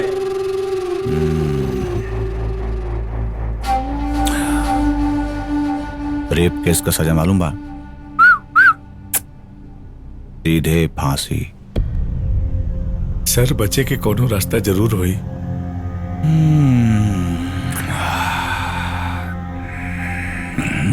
रास्ता निकाले के पड़ी।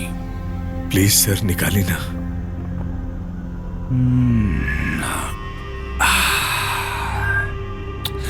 देख, रिपोर्ट बदले में डॉक्टर का खर्चा, ऊपर के ऑफिसर के खर्चा, सरपंच के खर्चा, रोलिंग पार्टी के विधायक, विपक्ष के विधायक, मीडिया वगैरह वगैरह, बहुत खर्चा बा। कुल मिला जुला के 10 लाख। अगर ही पैसा मामला ऊपर पहुंचे से पहले लिया के दे दे ले, तब बे बच सकेले। जरूर सर, हम लेके आवता नहीं। हमरे पापा के लगे बहुत पैसा बा सर, चाहे तो और दे दे। गुड, फिर देर कोना बात का। चल।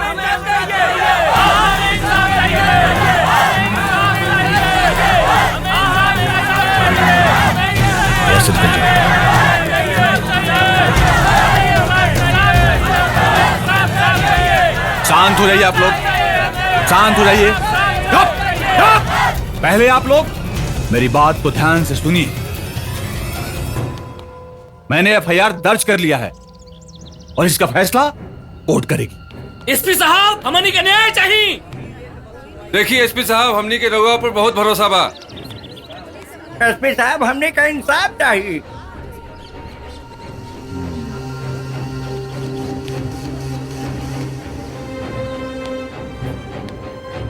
चुप हो जा दीदी।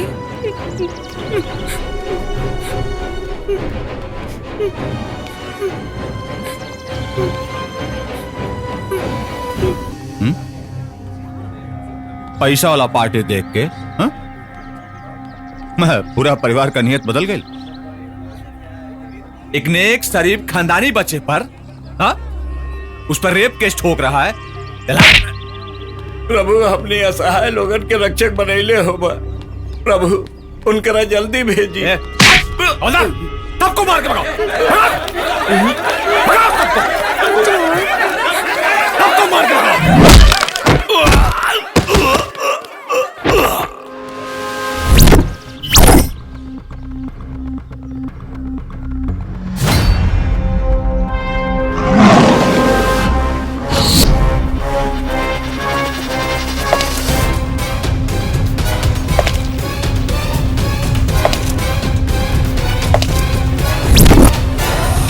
बजरंगे,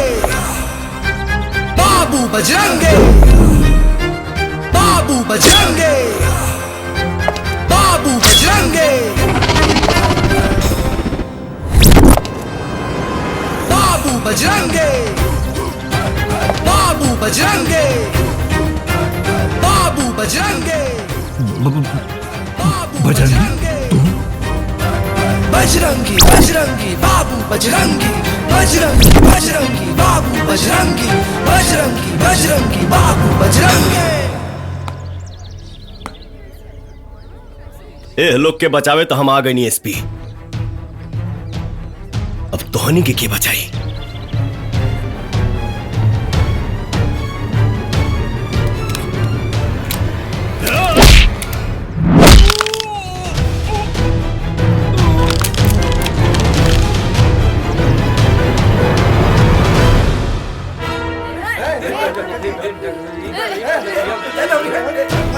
हटिए हटिए।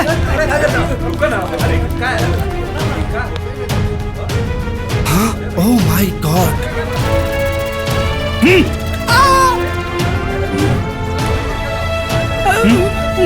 तुम्हारा बेटा कहाँ बा? अंदर आइए सर।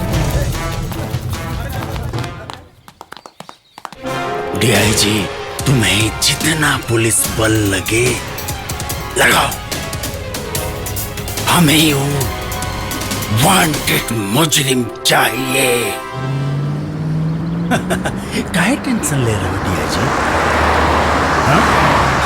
जिंदगी की हर कहानी बेअसर हो जाएगी और हम न होंगे तो ये दुनिया तर-बतर हो जाएगी। पसीना क्यों? अरे बट कुछ नहीं उखाड़ पाएगा वो हमारा, कुछ नहीं। सुनो, पाकिस्तान से हमारे कुछ खास दोस्त आए हैं, चले एंजॉय करते हैं। Enjoy enjoy.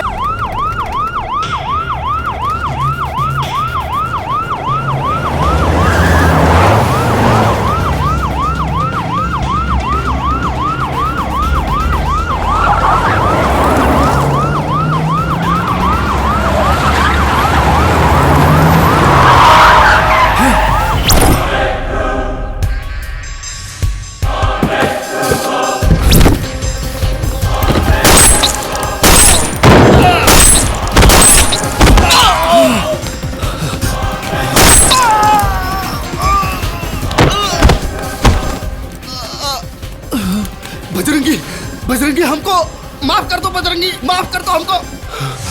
अरे अरे माफी मांगने पे तो भगवान भी माफ कर देता है। हमको माफ कर दो, हमको माफ कर दो बजरंगी, हमको माफ कर दो बजरंगी। सही बोला डीआईजी, भगवान माफ कर देता है, लेकिन माफी मांगने के लिए तुम्हें भगवान के पास जाना जरूरी है।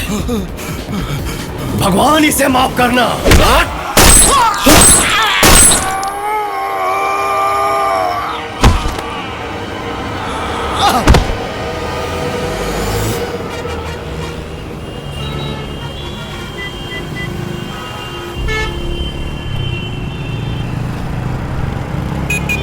अरे मधु, तोहरा अपन भैया से कुछ बातचीत भइला का? देखा ना, हमरे पास भी फोन नहीं किया। नहीं होके आई तो आ जाए। छोड़ा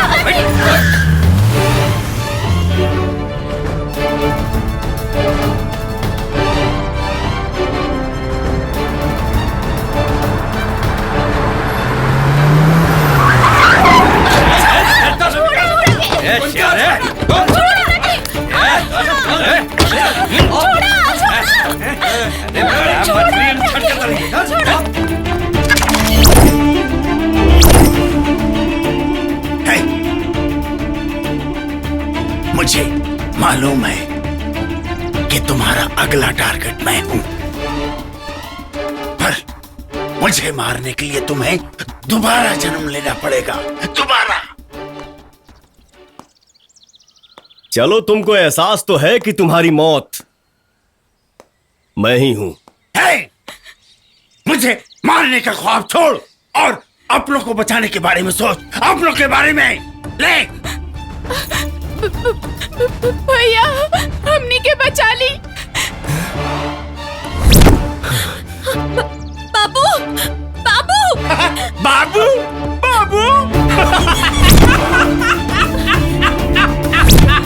बहुत किस्मत वाला है तू, किस्मत वाला के बहन के जगह बहन मिल गई और महबूबा के जगह महबूबा। अगर अपनों को बचाना है तो सीएम को टपकाना है।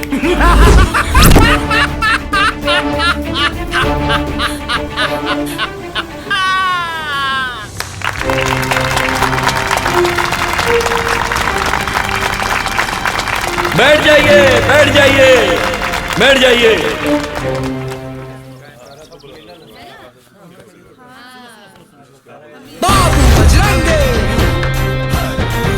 उपस्थित हमारे जनता जनार्दन को हमारा कोटि कोटि प्रणाम।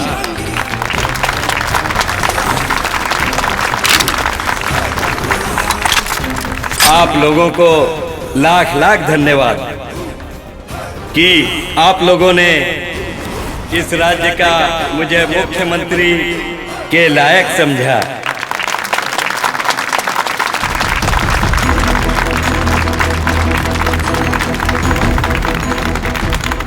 इस राज्य में जो भी कमी है, चला गोली, विद्यालय, हॉस्पिटल, किसानों का कर्ज माफी, पूरी कोशिश करूंगा कि इस राज्य की सारी तकलीफों को दूर कर सकूं जब तक हमारी चला गोली।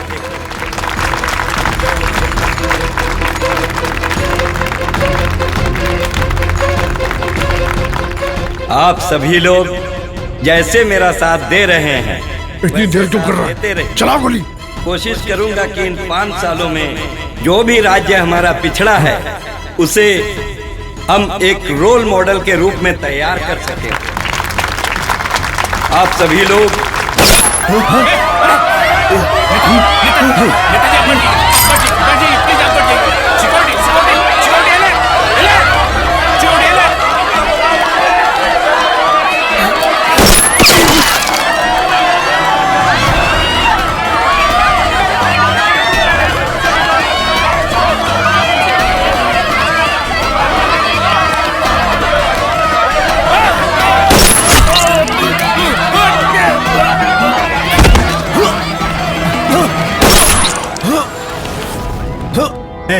रिमोट दे।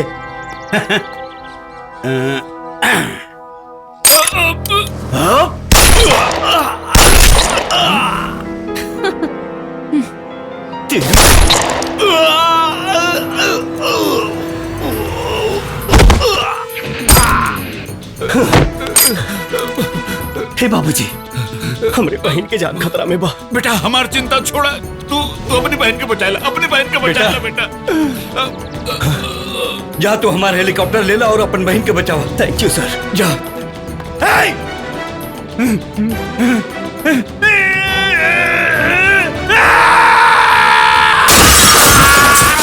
वो डरने वाला गीदड़ नहीं, दहाड़ने वाला शेर है।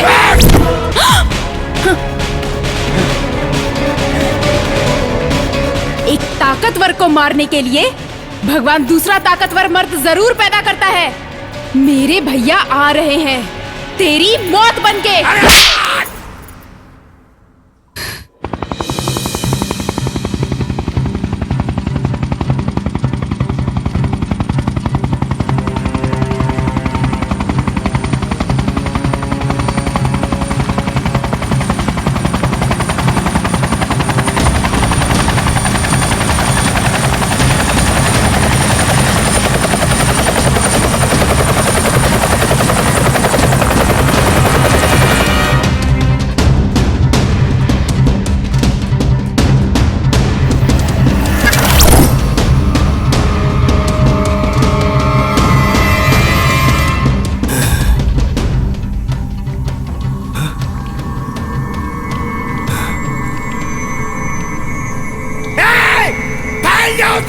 किसी भी हाल में वो गुजरे ना पाए।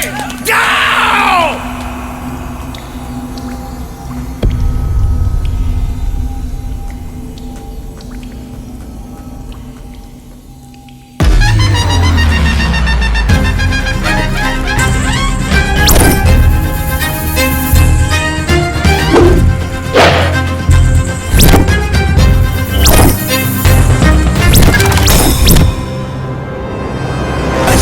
बजरंगी बाबू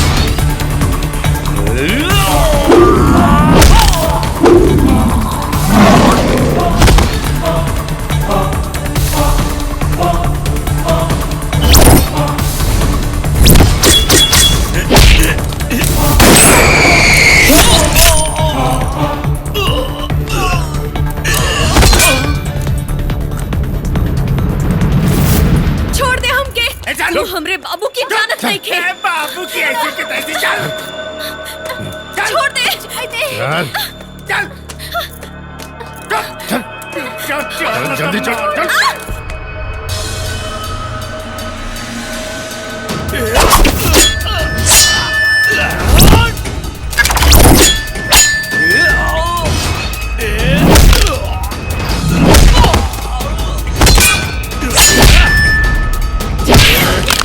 मचल मत चल। हे हिंदुस्तानी रुक जा। भैया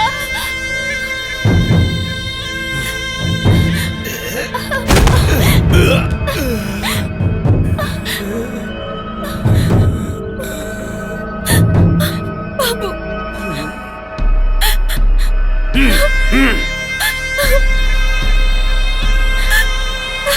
भैया ए मारो सभी नहीं और मार इसको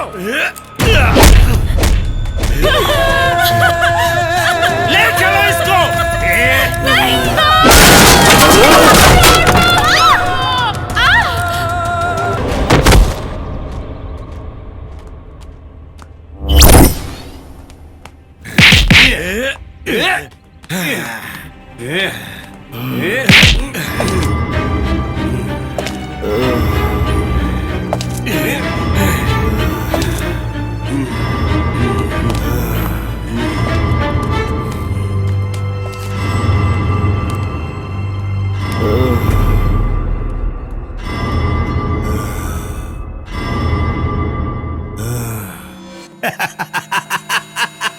अब मुझे मुख्यमंत्री बनने से कोई नहीं रोक सकता, कोई नहीं रोक सकता मुझे मुख्यमंत्री बनने से।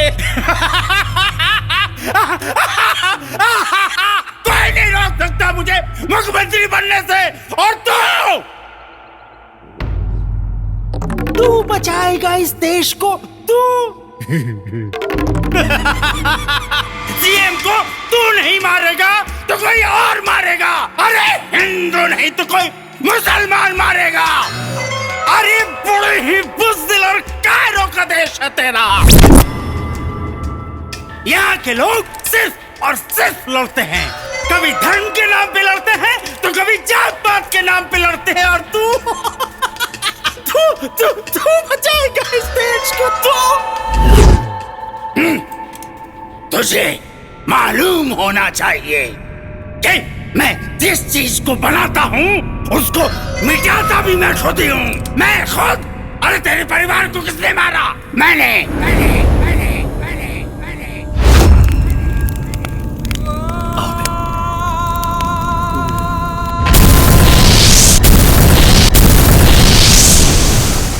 तुझे पुलिस ऑफिसर किसने बनाया? मैंने।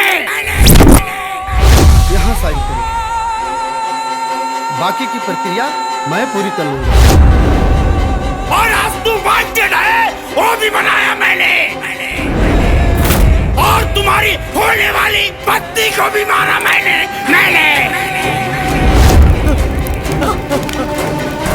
बोला मैं हर जगह में, जल में, तल में, लब में, आकाश में, पाताल में, सब जगह में।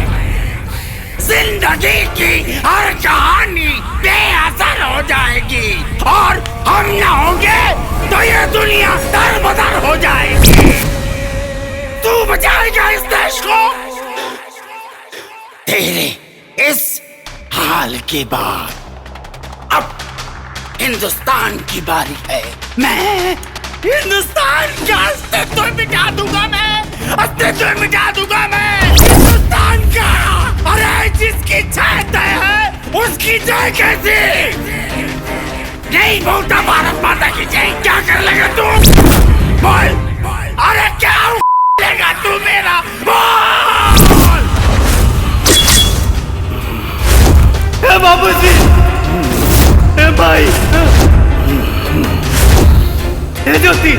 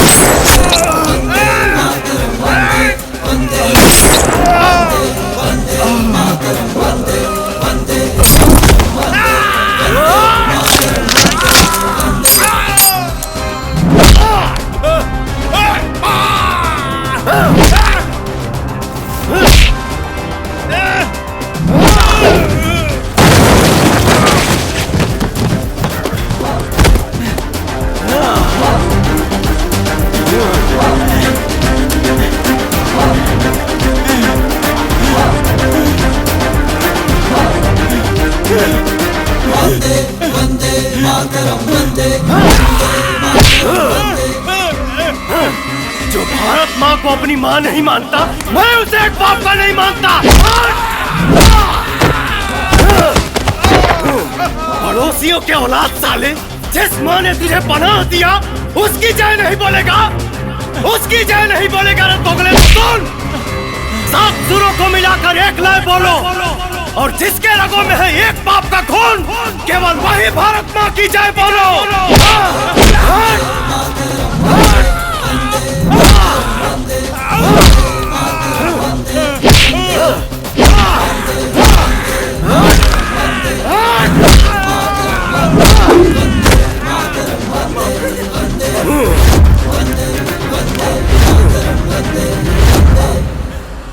भारत माता की जय।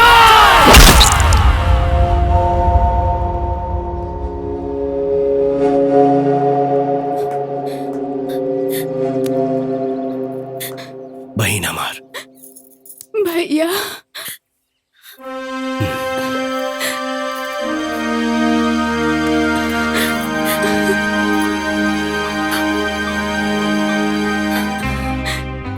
सरकार ने एसआई बजरंगी को सारे आरोपों से मुक्त करके फिर से सीतामढ़ी जिला का क्राइम प्रमुख बना दिया।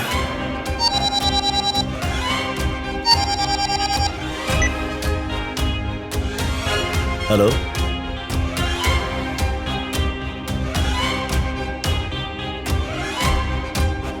जी आओ तनी।